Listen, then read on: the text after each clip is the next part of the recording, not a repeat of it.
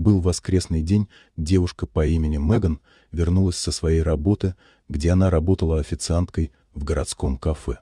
Она очень устала и хотела поскорей вернуться домой. И вот она уже была в своем уютном доме, когда внезапно услышала звонок в дверь. Она подошла к ней, открыла и увидела там девочку лет 7 с большим животом.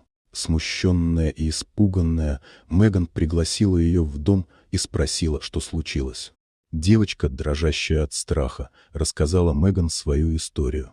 Оказалось, что она жила с отчимом после смерти своей матери, и в последнее время он начал приставать к ней. Девочка долго терпела издевательства своего отчима. Он постоянно закрывал ее в комнате и совершал с ней насильственные действия. В школу девочка не ходила, так как отчим предупредил учительницу в школе, что девочка серьезно болеет и она проходит курс лечения. Девочка постоянно пыталась бежать, но всегда безрезультатно. Отчим ловил ее и снова запирал ее в комнате. Кроме погибшей мамы, у нее не было родственников. После ее смерти отчим удочерил ее. Поэтому никто не мог проверить, как она живет и что с ней. Девочка терпела издевательства на протяжении 7 месяцев, и вот однажды, когда ее отчим уснул в алкогольном опьянении, она открыла дверь комнаты, тихонько прошла до входной двери и побежала искать помощи. Так через 20 минут она наткнулась на дом Меган и решила попросить у нее помощи. Меган, слушая разговор девочки, поняла, что ситуация очень серьезная, и сразу же позвонила в полицию. Когда правоохранители прибыли, они взяли показания у девочки и направились к дому отчима. Они с девочкой жили на окраине города, в ветхом домике, который принадлежал покойной маме девочки. Полиция задержала мужчину, и в ходе расследования стало ясно, что он действительно злоупотреблял своим положением по отношению к девочке. Шли долгие разбирательства, и, наконец, после нескольких судов его признали виновным по 5 статьям.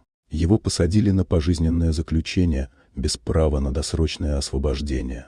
Спустя месяц девочка родила здорового ребенка. Меган была поражена силой и мужеством этой девочки, прошедшей через столько страшного. Она решила, что не может оставить их одних, и предложила удочерить малыша и его маму. Так начался сбор документов на удочерение.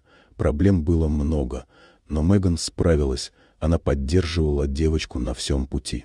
Так Меган стала не только героиней для девочки, но и новой мамой для маленькой семьи. Она окружила их любовью, заботой и защитой, помогая забыть о прошлом и строить новое будущее. Девочка, теперь уже мама, благодарила Меган каждый день за спасение и веру в них. И хотя прошло много времени с того дня, когда девочка постучалась в дверь Меган, они остались семьей, связанной не только кровью, но и бесконечной любовью и поддержкой. Вот такая удивительная история.